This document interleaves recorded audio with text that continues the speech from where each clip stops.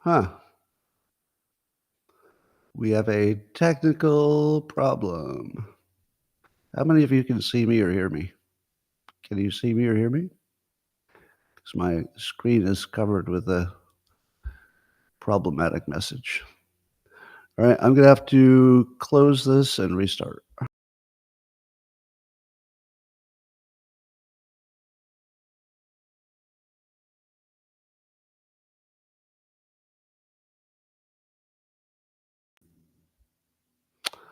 Well, let's see if that worked. Oh, it worked. Look at that. Only took me 2 tries, but I'm here. All right, I'm going to find the locals comments and then watch me go. Do do do do do do do do do.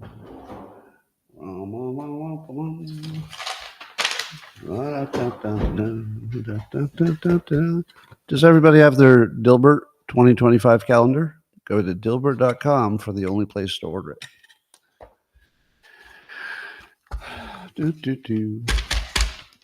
Good morning, everybody, and welcome to the highlight of human civilization.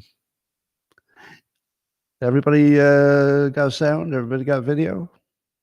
I think we're doing well. We're doing well, aren't we? Good.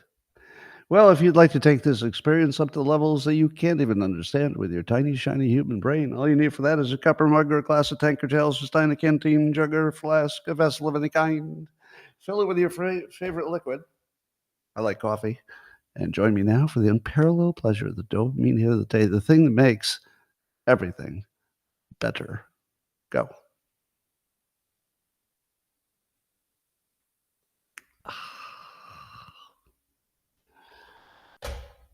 Well, I think you want to talk about the all the UFO, UAP drone sightings in New Jersey. Well, I've got an update. There's something in the sky, and they don't know what the hell it is. And for reasons we can't understand, there's no military action. And they're pretty sure it's not a risk. They don't know what it is, but they're pretty sure it's not causing trouble. But they don't know what it is. It might be the size of a car. Everything about this drone story sounds wrong. I feel like somebody must know exactly what those drones are. Are they just not talking? I think that's what's happening. Anyway, apparently the FDA might outlaw food dyes within a few weeks, according to the New York Post. That feels like a good step. I feel like if the FDA outlaws food dyes, that RFK Jr. is going to look smarter. What do you think of that? Because this is happening under the Biden administration, and it seems to be perfectly aligned with RFK Jr.'s view of the world. So that is just the best welcome mat RFK Jr. could possibly have, to have something that's just right in the middle of his sweet spot, adopted by the other team, which actually was his old team or maybe his future team. There's a study, according to New Atlas, that they found that when twins are studied, the ones that eat the most fruit and vegetables have less depression. So are you surprised that eating well is good for your brain? No, because as I teach you every single day, your brain and your body are the same tool. If you let your body get into disrepair, or you don't exercise, you don't eat the right foods, your brain will not work as well as it should. You'll be depressed. You'll be dumb. So make sure you get your fruit and vegetables. Now, of course, in 5 minutes, there'll be another study that says the only thing that's good for you is eating meat and only meat. I know. I have a suspicion that if evolution is true, that we really evolved, doesn't it make sense that we're not all in the same exact place evolutionary-wise? Doesn't that make sense? Like, how could every human be, right exactly in the same evolutionary place, because that would mean evolution doesn't work. There should be a whole bunch of humans who are starting to already move in another direction that will become a distinct species.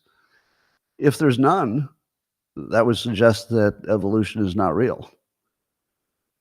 But one of the things I think we might already be bifurcating, or already did, is what foods are most healthy. I feel like for some humans, just eating meat all day is the best thing they could do, the Jordan Peterson thing. But I don't think that's for everybody.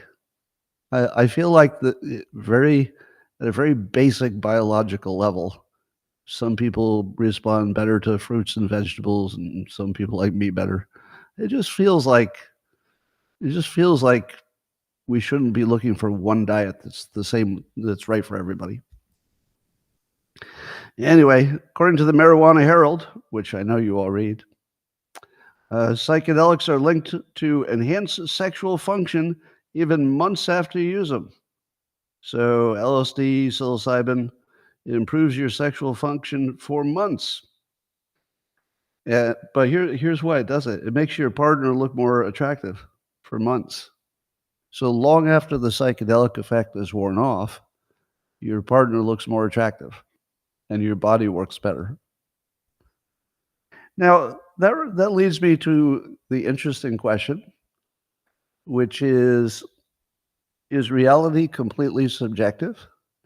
Because once you do the psychedelics, you have the feeling that reality is subjective. But what happens if once you learn that reality is subjective, because that's what the psychedelics teach you, what happens if you start changing your reality after you're off the psychedelics because you now realize that your reality is subjective? So what would be the first thing you would do if you learned that reality was subjective? What's the first thing you would do? You would make your partner, your mate, more attractive than ever, right? Because breaking up is the worst thing to do. What you'd like is that you really, really are into your partner and vice versa. So what if the people who do the psychedelics are not responding chemically to some, afterglow chemical thing? What if they figured out how to author the simulation? Because I think that's what the psychedelics do. I think they teach you to control reality, but only the reality that you experience, because it's all subjective. So I don't know. This is suggestive that maybe people learn how to control the reality once they've had a psychedelic experience. That was my experience. That once the one time I did psychedelics when I was in my 20s, I could see that the world was whatever I wanted it to be, and it all worked. It worked just as well if you saw it as a mess or as some kind of heaven. It all worked. You still eat, you still drive your car, but you can see it as either all bad or all good. It was just a choice. So that changed my life forever. So I can understand this study. Meanwhile, over in Denmark, did you know, according to The Guardian, there's a 5-minute city. Now, if you've been with me for a while, you know the following. I often say, hey, we should design cities from scratch to make them really designed well for how people's lifestyles work. And then what do all the NPCs say in the comments? We don't want no 15-minute cities. And then I say, well, it wasn't really about a 15-minute city, but you would certainly take into account having things close, and maybe you don't want cars everywhere. But really, it's more about design. We don't want no 15-minute cities because the World Economic Forum and the elites are trying to put us in the cities, and then they'll chip us. They'll put chips in us, and then we'll have no cars, we'll have no freedom, and we'll be chipped. And then I say, I'm really just talking about a better design for the thing you're already doing, which is living in the city. Oh, no. 15-minute cities will be terrible for everybody. It's the end of the world. If you make a better city, that's crazy. You should be fixing the existing cities. So here's an experience which I've had all of my life. I will say, hey, I've got an idea. Why don't we do X? And then hundreds of people will say, you fool. Oh, you idiot. You idiot. If we do X, this will happen and the sky will fall and you'll be locked in jail and all your privacy will be gone. And then I wait a little while and then somebody says, oh, you remember that thing you were suggesting where you designed the city from scratch to make it really good to live in? That's already been done. And it's a city in Denmark and they've been living in it for years. And if you talk to the people who live there, they think it's just the best thing ever. Because the city was designed to make everything convenient. So even meeting your neighbors was easy. Joining a gym is easy because it's 5 minutes away by foot. You wouldn't need to ever DoorDash because everything's 5 minutes away. So look at all the money you save on eating out because everything's 5 minutes away. So I will no longer entertain the argument that designing a city from scratch and making it really, really good to live in is a bad idea. I'm not going to listen to your criticisms anymore. Already been done. Already been done. More than a 15-minute city. It's a 5-minute city. And they love it. And it's been working for years. So there. Well, Grok has, you may have already heard, it's now better at handling images. So you can upload anything to it. You can upload your medical x-rays, your blood tests, and it will give you like medical opinions. But also you can make it create drawings. Now, I asked Grok to draw me drawing Dilbert. And it created a photorealistic version of me that was really close.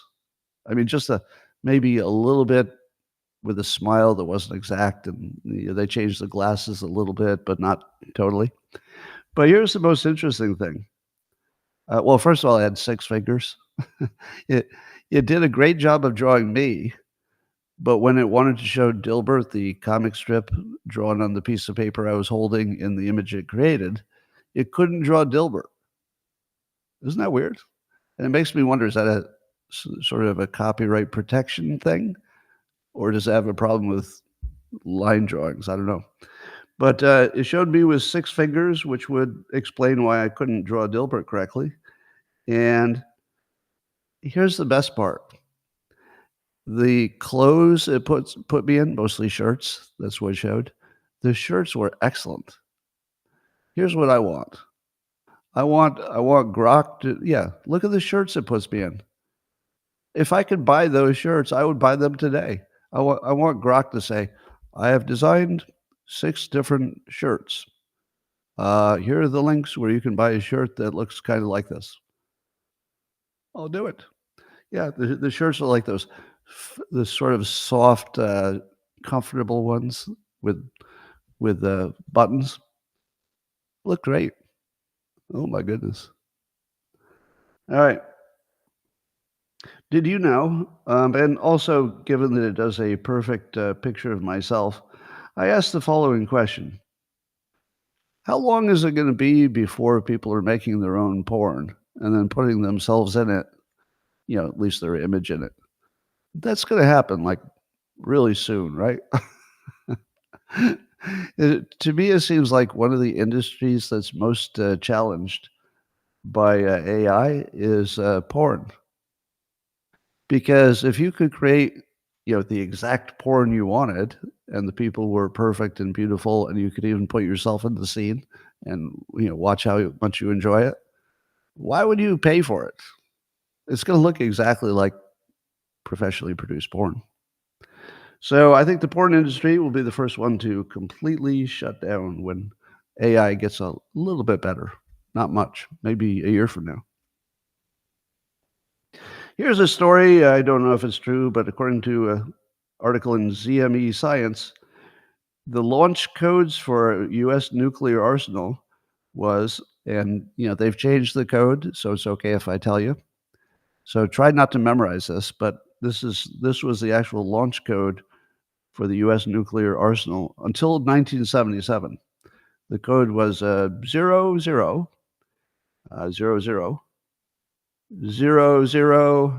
0000. Really, the launch code was just zeros. Now, I kind of understand why that would be the case. You can kind of understand it, can't you? Because could you imagine being the president and your only job is if the nukes get launched from then the Soviet Union, your only job is to immediately open up the football and launch a counterattack. And you've only got a few minutes. Imagine if you forgot the password. Now, I suppose it did leave the possibility that the person carrying the football could launch the nuclear weapon. But what if the person carrying it didn't know the password was 0000? What if the game was to make sure that only the president knew the code? I doubt that's the case, but you might want to have some kind of control like that, like only the president knows the password. Would you trust any president to remember a long password? No. Would you write it down? Not if you're smart. You wouldn't write it down anywhere. So how do you get the one person who's unlikely to remember, phone numbers and passwords, the president? How do you get them to remember so if anything happens, they're like ready to go? I feel like this was entirely intentional, meaning that the people who designed it said, there's no point in even building this thing if the password's hard to enter. So we're just going to tell one person in the entire world, and it will be just the easiest password in the world. But apparently they changed that. There's NPR is reporting that a chatbot called Character.ai hinted that a kid should kill his parents over the screen time limits. So apparently AI is giving children murderous suggestions. I suppose if they ask more questions, they could figure out how to do it. But it suggested killing his parents over screen time limits. And then there was another one that the character exposed the kid to, quote, hypersexualized content, causing her to develop, quote, sexualized behaviors prematurely. And then another one, the chatbot, it says gleefully describes self-harm as being awesome and it feels good to a 17-year-old. So I guess this is one of the AI apps that's backed by Google, which probably is why I think they're going to get sued or something. Probably. All right. Well, remember all those times I told you that TikTok was a propaganda platform disguised as social media? Well, there's a study, according to Bloomberg, in which they found that indeed TikTok has less anti-China content than rivals. Are you surprised? So they just opened some example accounts and they just watched, and they saw anti-China content apparently on other networks, but they didn't see much of it or as much on TikTok. Now, TikTok has said that the research was subjective because what do you call anti-China? At what level is it anti? And they said it was a flawed experiment. Well, on one hand, I agree with TikTok because all these studies are flawed. On the other hand, it does seem like it's something you could measure if something had more bias toward one direction. So I don't know if this study is the most solid study in the world, but it agrees with what I assume, and therefore, recreationally, I believe every bit of it because it agrees with me. All right. Here's something interesting. According to the New Atlas, cancer has been cured. How many times have you heard that cancer has been cured in your lifetime? Like hundreds? There was a time in maybe the 80s or something where every single day there'd be a claim of, if you eat this breath mint, your cancer will be gone in 5 minutes. Well, it's going to take a while to test it thoroughly in humans, but we're pretty sure. And then next day, some other damn thing. If you stick a twig up your ass, your cancer will go away. So, in general, any claims of cancer cures have to be met with a little skepticism. However, this one sounds kind of cool. So, apparently, they used gene therapy and a CRISPR device, and they, what is it they put in there? Cell therapy. So they put some kind of little artificially made thing into your body. And what it does is it finds the cancer, and then they use ultrasound to activate it to kill the cancers. Now, what's new and awesome about it is that the ultrasound is not doing any work inside your body. The ultrasound only heats up the section that they're trying to heat up. And when it reaches a certain temperature, it kills the cancer, but not the good stuff around it. So they can use this gene therapy to give you a little intravenous CRISPR-defined, biological element, and it will become like a locator to locate where the exact cancer is. Then they just shoot it with the ultrasound, and the little biological thing they created activates, but it only activates right where the cancer is. So you would have, presumably, almost no side effects. And they used it on mice, and they had 100% survival rate. 100%. Now, that's just mice, and only 5% of the time do animal studies work out for humans.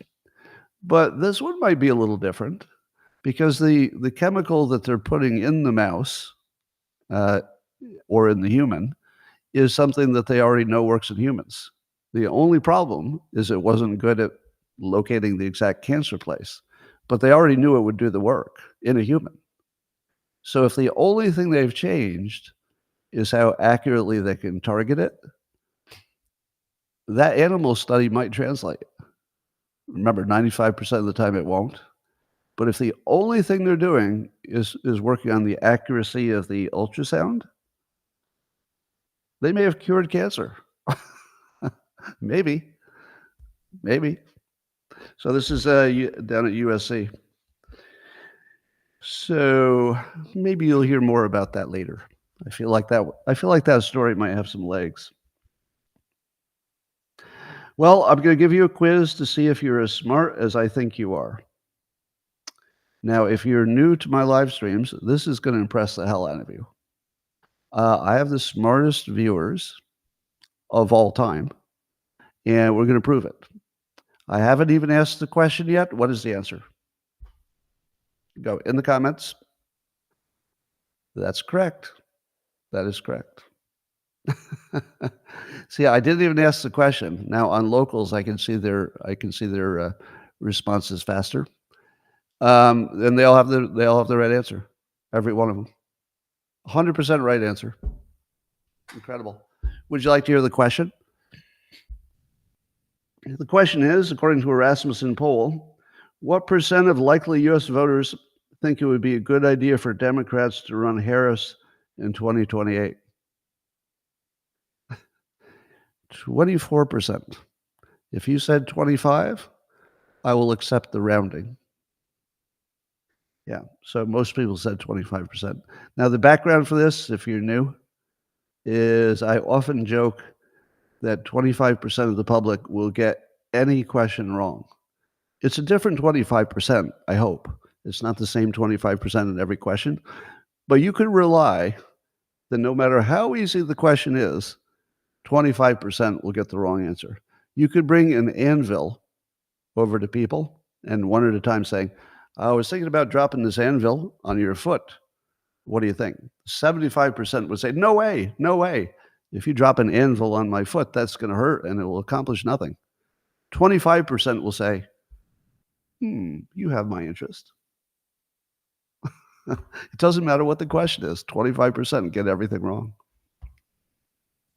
Well, let's talk about Daniel Penny. As you know, he is a free man. Um, why? Well, maybe the jury was sending a message to the judge. Maybe there were some lawyers on the jury who figured out that this trial was a little sketchy and maybe they influenced the others. Don't know exactly what happened, but my speculation is at least a little bit the jury was not happy with the judge or the process that the judge was running. So so Daniel Penny appears to be a free man. We still worry about the charge that was dismissed could technically be rerun, meaning they could try him again and try to get a conviction on the higher charge, the one that was initially dismissed.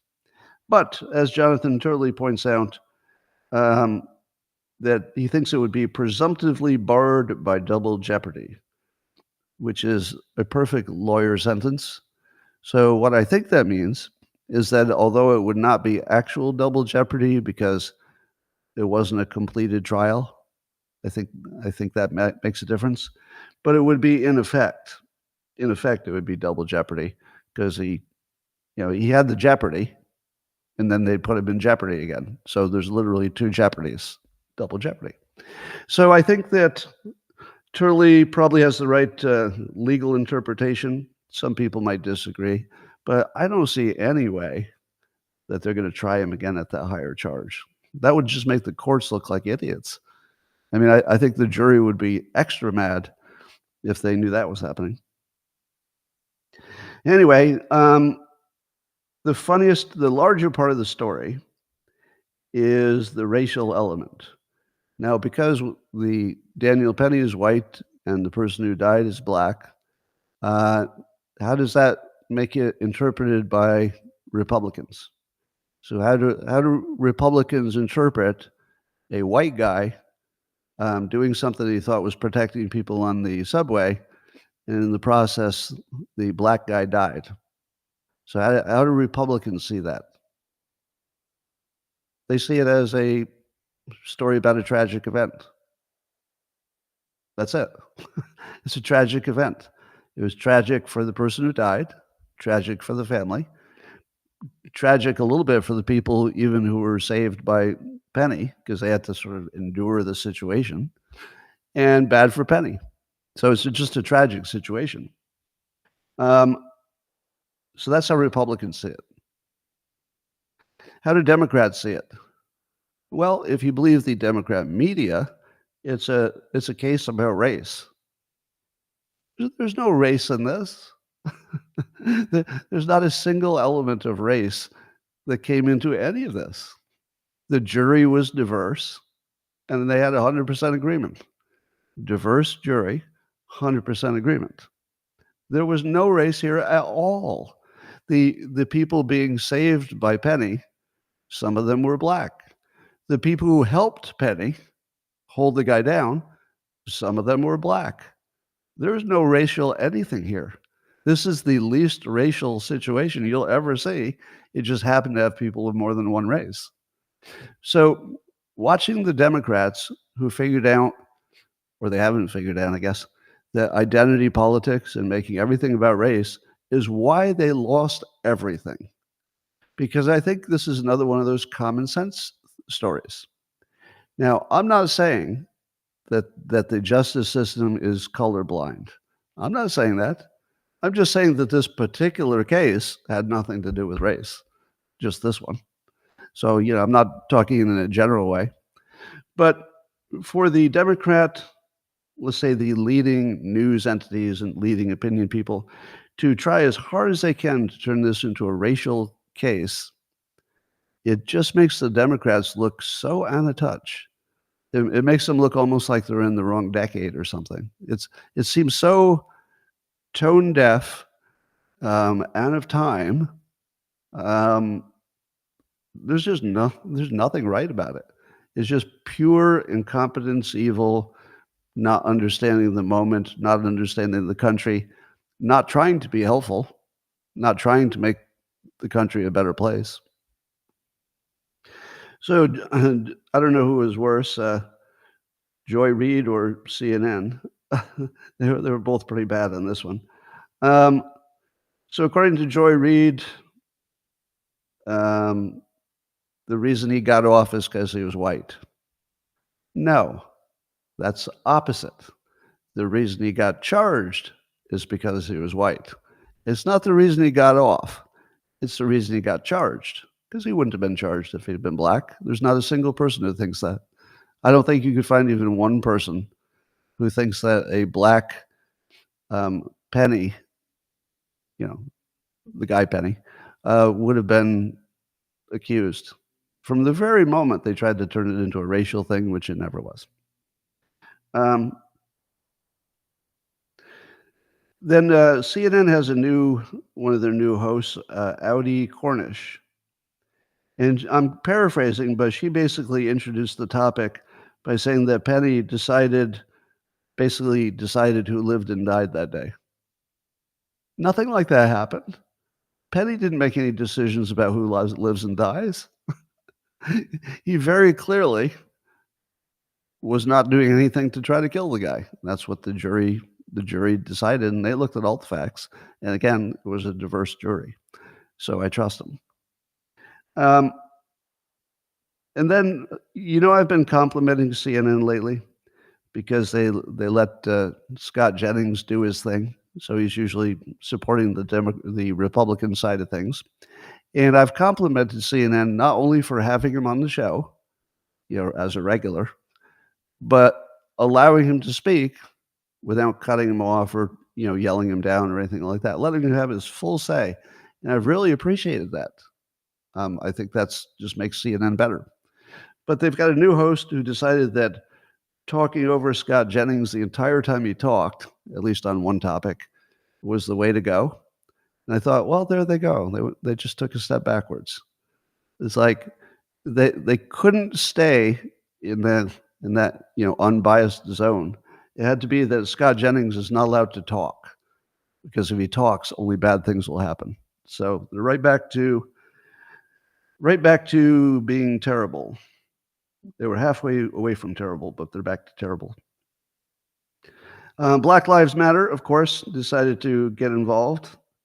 How many of you saw the video of Black Lives Matter local leader, not national, Hawk Newsom, where he was saying that maybe black people need to get some vigilantes to go after white people? Did you see that?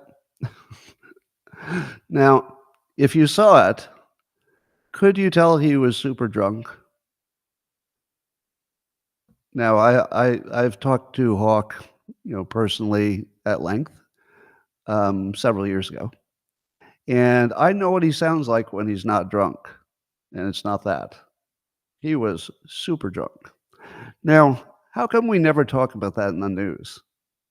Like, I can say it because I'm, just this guy with a live stream, but CNN, Fox News, there's nobody who's willing to say that man is obviously super drunk, and not just a little bit.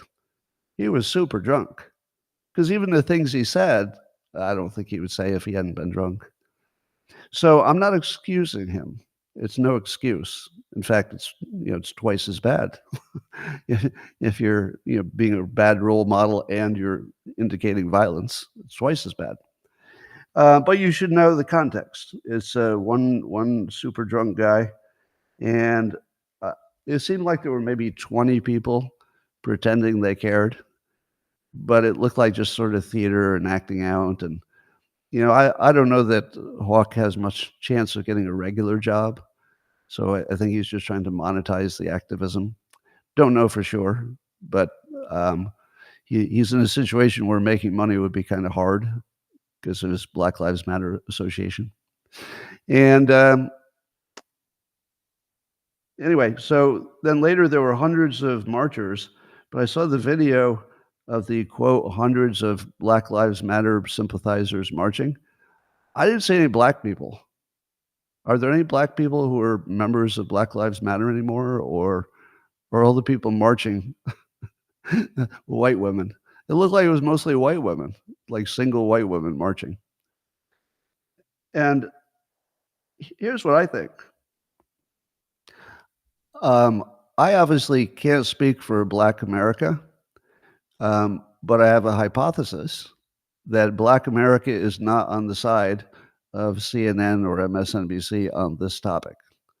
I think Black America says, "Wait, what happened? He was threatening people, and so he got taken down, and bad thing happened." Oh, okay. I mean, I feel like even Black America is seeing this just as a common sense situation. I don't think most of them are seeing it as race. I don't know what percentage, but I feel like we've somehow advanced a little bit, where I don't know that Black Lives Matter is going to get anything but white people and people who didn't have anything else to do to march about this. I feel like it's just going to be a big old fizzle. I could be wrong. Depends who's backing it. So it turns out that Alex Soros, a ton of his spending goes to various racial groups, mostly helping Black Americans. And so, maybe if he funds something that turns out to organize something, it'll get bigger. But I feel like Black America is just seeing this exactly the right way, which is this was a crime, not a crime. It was just an unfortunate event, and there was no bad intentions by anybody. I feel like that they say the same thing. But again, it might be a 75-25 situation. There are mounting calls for the District Attorney Alvin Bragg to resign in shame, according to the New York Post. So apparently, there's a pretty long list of things that Alvin Bragg has done beyond this, beyond the Penny trial, that his critics think are really big mistakes and very bad. So I don't think anybody thinks going to happen here. The only thing I noted was that the story in the New York Post is written by 3 authors, and one of them is listed as Anita Beehole. Anita Beehole. Is that a real name? No, I think I'll just leave it right there. Anita Beehole. Yeah, it's probably different than a front hole. All right, let's talk about that CEO healthcare killer. So he's been caught, and he was, in fact, a Ivy League smart guy. Now, this is where you should check your predictions. Do you remember when the only thing we knew was the first video of the shooting itself? And do you know how many people said, "Well, that's a professional hitman right there. There's a professional. You can tell it's a professional." And I said, the one thing I'm sure of is that's not a professional. The only thing I'm 100% sure of, it wasn't a professional. So check your predictions. If you said it was a professional, you were really wrong.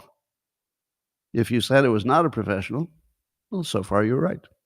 Now, you may not remember this. I'll see if anybody remembers me saying it. I said he wasn't a professional hitman, but he was unusually smart, and I predicted he had a technical background. And he's an engineer or programmer. Yep, technical background. So I'm not claiming I get every prediction right. That's not the point of this. But since I make predictions as part of what I do, it's incumbent upon me to tell you when I get one wrong and when I get one right. I still don't think we know exactly what the weapon was, which is weird. There's some question whether it was 3D printed. There was a point I was going to say that out loud. What if that might be 3D printed? And the reason I thought that is that I thought he was a techie, like an unusually good techie. So I thought, well, if anybody ever were going to do a high-profile murder with a 3D printed gun, it would be somebody exactly like that guy. So we don't know if it's a 3D printed gun, but I think the possibility is still there. He comes from a super rich Baltimore family, and we know that he had a serious back injury, which somebody said prevented him from ever being in a romantic relationship because he wouldn't be able to essentially seal the deal sexually. And some say that when he got that back injury, that he was never the same and he took a dark turn. Now, I don't know if that's something that they say after the fact. Like, would they have said that about him if he had not been accused of murdering somebody? Did they really notice the dark turn? I don't know. It might be confirmation bias. But it would explain some things. So apparently he was a big reader too. He had it on Goodreads. He had the list of all the books he's read and the ones he wants to read. And he really read a lot of books. That guy was really smart and well informed. But I, of course, checked to see if he read any of my books. He did read at least 2 books that, according to the Perplexity AI app, were influenced by me. So apparently my influence reached the shooter through other people's books, but according to AI. Anyway, so he didn't have one of my books on there. I think if he read my books, probably he would have been fine. No, that's not true. But he wrote a 262-page handwritten manifesto, and he was against the big corporations taking advantage of people. And so apparently he was making a statement. So the other thing I said was the murder looked like it was personal as opposed to something he did for money. Would you call that personal? It wasn't personal in terms of our relationships, but it was very personal in terms of he had a deep personal hatred for people like that CEO.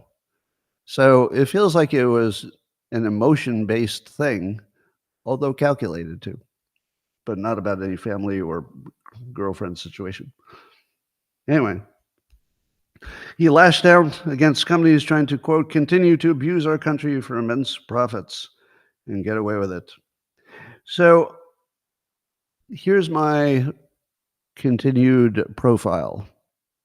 Now that we know these things, do you believe that the back surgery could have changed him mentally in a way that would effectively make him almost a mental illness? Do you think that that's what happened?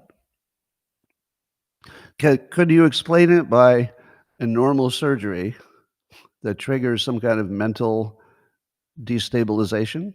And is that a thing?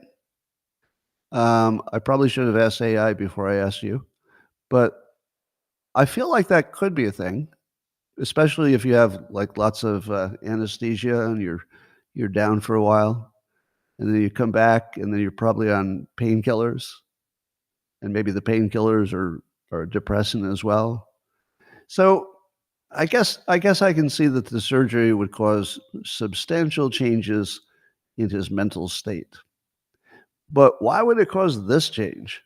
This is such a specific thing. Here's my best guess. So we know that he was born with seemingly every advantage. He's handsome. He's completely ripped. If you see the pictures of him, he had, like an 8-pack. And so he's handsome, fit, family is rich. He's a genius. He has a killer smile. He basically had everything. He had everything.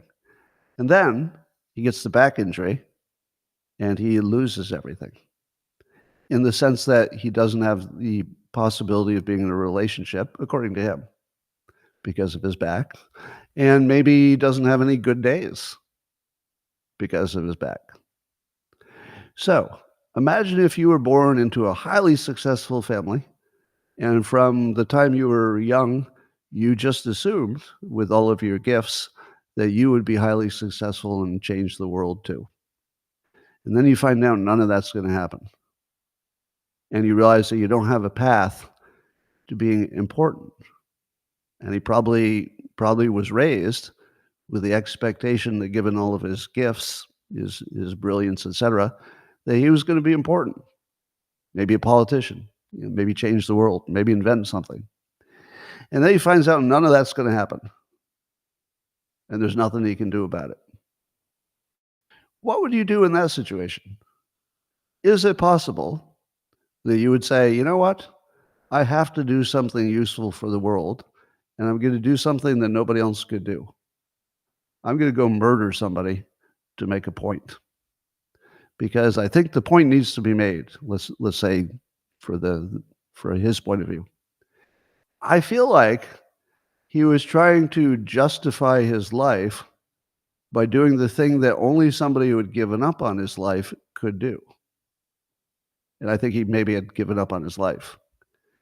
So, in a twisted way, which I do not condone, I have to throw that in there because it's going to sound like I'm condoning it, but I'm not. In a twisted way, you could see that somebody that smart who had maybe been raised on "you're going to change the world," because I thought that about myself, right? I was also a valedictorian in my little school. When you're a valedictorian, you kind of think of yourself that you're going to change something. Like, it's sort of built into the process. So I feel like that his own, what he would have felt was his own destruction of his own future, gave him one path where he could find meaning. And he needed to find meaning because he couldn't find pleasure. Pleasure was sort of out of bounds to him because of his pain in his back. Couldn't have a relationship. I don't know. So again, it's not excusing it, but if you're trying to understand it, he had nothing to lose and may have said, "I have one mission, and I'm going to change something about capitalism." Now, I don't know. We'll see. We'll probably learn a lot more about this. Elon Musk said, he said this before, that on X, he said, "Almost everyone I know in San Francisco has been threatened or violently assaulted on the streets and or had a home invasion." Now think about how many people Elon Musk knows who live in San Francisco, because it's, a tech town. And almost every one of them, almost everyone, has been threatened, violently assaulted on the streets, or had a home invasion. Now, your brain says, "My God, it's turned into, some kind of a horrible, hellscape." But has it? I would like to add the following context, because I lived in San Francisco for a number of years in my younger days. And in the 80s, here's what I experienced. I was robbed 3 times at gunpoint, twice when I was a bank teller, but once on the street. I had one attempted robbery by a very large knife. I was assaulted by a guy with a large knife, but I got away, so that I didn't actually lose my money in that case. I've come home to find my door open and my home burgled. So I've been burgled. I've had my car stereo stolen, I think 3 times. The window's broken, the car stereo's gone, I think 3 times. And the first 5 minutes that I arrived in San Francisco, I was assaulted by a group of homeless people who tried to steal my luggage. Because I came from the airport via BART, the public transit, and I didn't know the city. So I just sort of picked the BART stop that I thought was closest to where I wanted to be. And I picked one of the most dangerous BART stops in the city. And I get out, and I had my luggage with me. So I had like 2 large bags. And the homeless people just crowded around me and started to pull the bags out of my hands. I'm like, "No, no, no." And they would act like they were going to help. "Oh, let us help you." But really, they were robbing me. And there happened to be a police officer there that chased them away. Now, that was my experience. And it wasn't that rare for me to walk outside and see a fight going on the sidewalk in front of my apartment. Very normal. So my experience was San Francisco might have been worse in the past, or at least as bad, and then it got better. So San Francisco looks more like the 80s to me, maybe worse, but that doesn't mean it won't get better. So San Francisco, because of its location and weather and just some, characteristics that you couldn't possibly reproduce, I think it's gonna come back. It it might be in 10 years, but I think SF will do okay. Well, Pete Hegseth is still the most exciting nominee that hasn't been yet affirmed. And I guess Joni Ernst is one senator who's got some questions about him. She has some issues about his views of women in the military. And I have a question for you. I saw an older video in which Pete was saying he didn't want women in combat. He did not say he doesn't want women in the military. And he was always clear to say that the women he served with were, great warriors, and he had no problem with the people he served with. But in general, he thought women should not be in combat. Now, I saw him ask that question yesterday, I guess, and he gave a different answer. His answer was a little vague and a little political, and he said that he was running to be the Secretary of Defense for the entire military, male and female. So, is he still not in favor of women in combat? Is he trying to make that issue just not be prominent, but maybe he'll do something about that? I don't know. But but he may have found some kind of middle ground where people are not going to think about it too much. And then apparently Joni Ernst was herself, according to the news, a victim of some kind of sexual assault in her past. And since Hegseth was accused, but not in a highly credible way, he's been accused, then maybe that had some impact on Joni Ernst's opinion. But apparently there are a few hundred Navy SEALs and veterans who are going to do a march to support Pete Hegseth. Now, I heard a story yesterday that I'd never heard before. Now, of course, I knew that Pete Hegseth had served in the military. I didn't realize that he went twice. Did you know that? That once he was done with his service and had another job, and he decided to sign up again because the country needed him. That's, until I heard that, I was actually thinking he was a little light on qualifications. Right?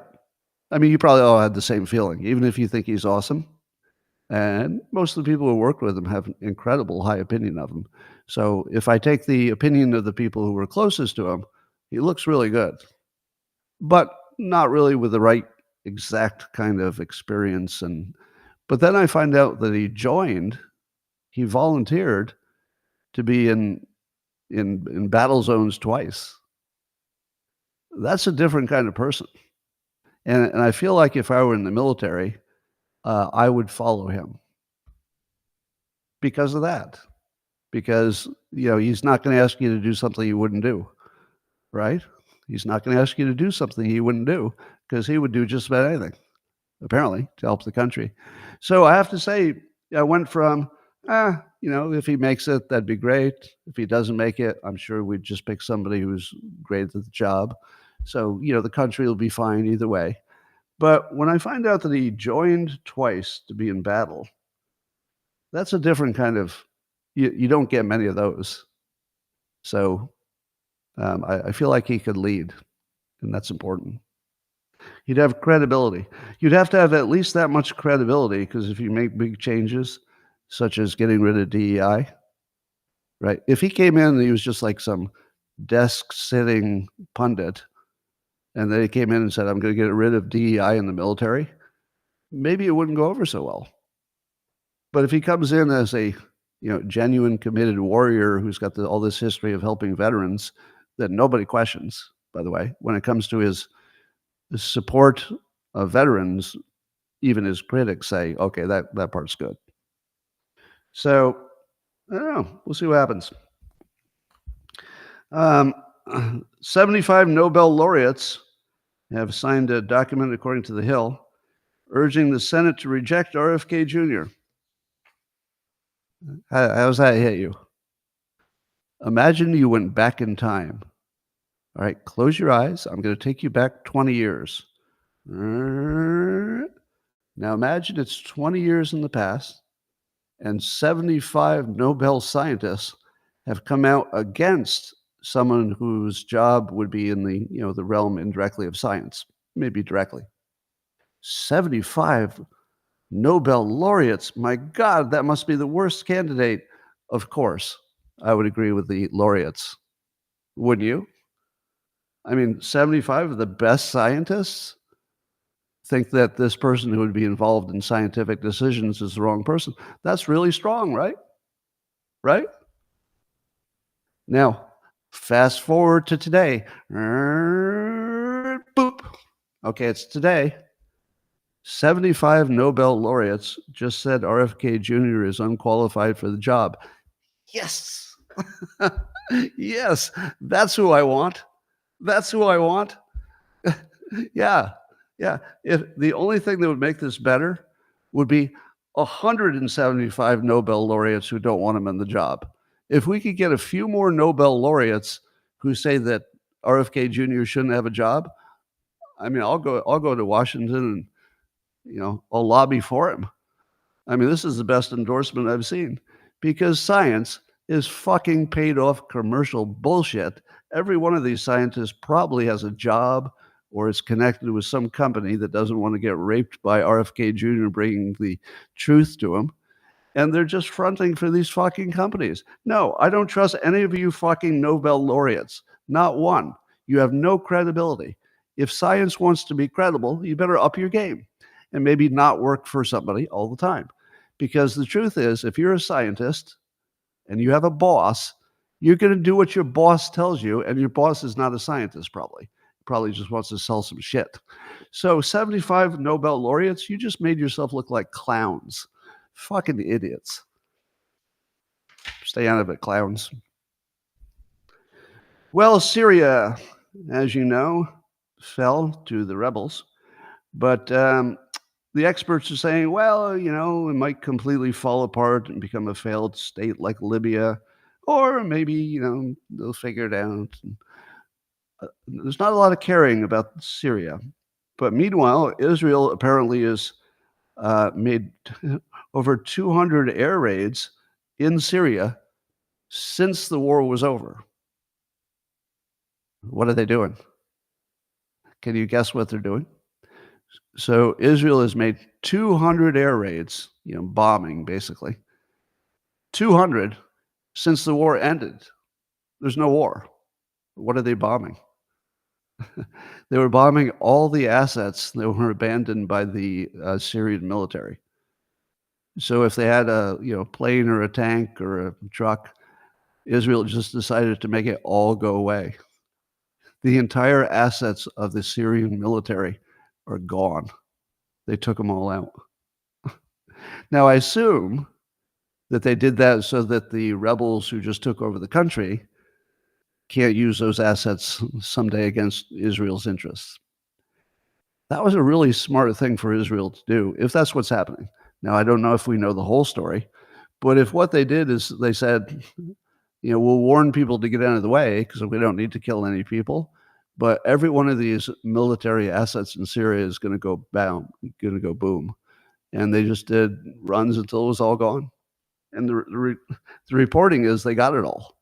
They got all the big stuff. Wow. Now, how far Israel goes into Syria, to be determined. I don't think they're planning to take it over. I think they're just making sure that their security zone is safe and that they got rid of the big dangerous assets there. As somebody pointed out earlier, Israel took out Syria's nuclear program 20 years ago. And that today looks like a genius move because Syria with nuclear weapons would be a really bad idea right now. So Israel seems to be winning on that regard. Iran seems to be weakened. And then there's also the question of whether the neocons had always planned to conquer Syria and Libya and Iraq. And there's plenty of indications that that was America's secret plan, was to conquer all these countries. And sure enough, there was a war in Iraq, there's a war in Syria, and Libya, you already know about. So Yeah, the United States is we're really bad, but in a good way. We are the worst criminals in the world in terms of how we're dealing with other countries that should be none of our business, but we feel like we have to overthrow them all the time. Um, but like I say, we live in the real world, not the magical make believe world where if you're nice to other people, they'll be nice to you. That's not what the world is. The world is whoever is the biggest bastard might survive a little longer. That's it. That's the whole world. The biggest bastard, if they're good at it, not just being a bastard, but you got to be good at it. They live, they survive the longest, they have the best lives. I hate to say it, but being bastards works for the country. So we're going to keep doing it, I assume. Although I think under Trump, it will look completely different, at least the military part of it. He might try to persuade instead of try to destroy. Meanwhile, speaking of Trump, Post Millennial says that he's going to have executive orders to end birthright citizenship on the first day of office. Now, birthright citizenship is that if you're born in this country, you get to be a citizen, even if your parents were non-citizens who came in just to have a baby. So there are ways to game the system. And then it also creates families where you can't really deport the whole family because one of them is now an American citizen. So that becomes a problem. But the question is, can you use an executive order to change a law if you're clever about it? And I think that what they're trying to do is, according to the post-millennial, is that the executive order would change the requirements for citizenship for identifying documents. In other words, they might say something like, you're a citizen if you have a birth certificate that says you're a citizen. And maybe some of the illegals don't. I don't know. So there must be some kind of documentation that they think the people born here wouldn't have access to. I don't know the details. So will this work? Probably not. I think it'll be challenged in the courts and probably get overturned. I didn't know this, but apparently Liz Cheney is complaining because Trump has vowed to jail the January 6th committee. Did he vow to jail them, or did you just say they should be in jail? Maybe that's reported as the same. But apparently members of that special committee, that J6 special committee, are worried about retribution. Retribution. Huh. In the comments, can you tell me how many of you have been worried about retribution recently? Let's say, or your whole life. Have you ever been afraid of retribution? Because retribution, by definition, means you did something so bad that you fully expect somebody to come punish you for it because you were so bad, right? It's not competition, it's retribution. So built right into it is that you did something so bad that somebody else thinks they need to kill you or jail you for it. Isn't it kind of telling that so many Democrats are fearing retribution? Because here's what they're not saying. They're not saying lawfare, right? When the Republicans talk about it, they say, hey, you're using lawfare against our guy. They don't say you're getting retribution, because that would assume that Trump had done something that requires some retribution. Instead, they say, hey, lawfare, don't do that. But the Democrats say, they don't say don't use lawfare against us. Sometimes they do. But their bigger message is, we're worried about Trump trying to get retribution. You don't even have the conversation about retribution unless you know you did something that a reasonable person could think you should go to jail for it. Because I'm a reasonable person, and I watched the January 6th process play out, and I think they should all be in prison. Now, if you ask me what specific crimes did they commit, I don't know. I don't know. And if it turns out, then no jury can find any crimes or no prosecutor can find any crimes. Okay, I'll live with that. All right, there have to be real crimes, not lawfare, look until you find a crime, but like real ones that are right out there. such as maybe destroying documents in case that's illegal. So I think they're really giving themselves away when they talk about retribution, because that shouldn't even be in the conversation unless you knew you did something really, really bad. So I think they did something really, really bad. And I don't believe in retribution, but I do believe nobody's above the law. Nobody's above the law. So, honestly, Liz Cheney seems like one of the most toxic human beings in the entire country. I feel like there has to be some kind of response to the evil that she brought us. I mean, she brought a lot of evil into the country through her actions. Is it illegal? I don't know. But if it is, jail. If it isn't, no jail. All right. Apparently people are worried about Kash Patel at the FBI for the same reason. They're worried they'll use the FBI for retribution. Again, why are you worried about retribution? Now, do you see a pattern? Here's the pattern. The Democrats think, many of them think that there should be reparations for slavery. Reparations is very close to retribution, except all the people that they want to get retribution from are dead. So what about identity politics? The reason you have identity politics is you know who was your oppressor, so you can get retribution. And then lawfare seems to be some kind of retribution for things they imagined, right? We imagined that Trump is Hitler, so we better lawfare him. We're going to have to get some retribution. The Democrats are very retribution oriented. There's no way that's going to be good. I don't see how that's going to work out for him. I guess Biden's going to give a speech tonight about his great economy and what he did for the economy. I would like to give some unsolicited advice to the Democrats.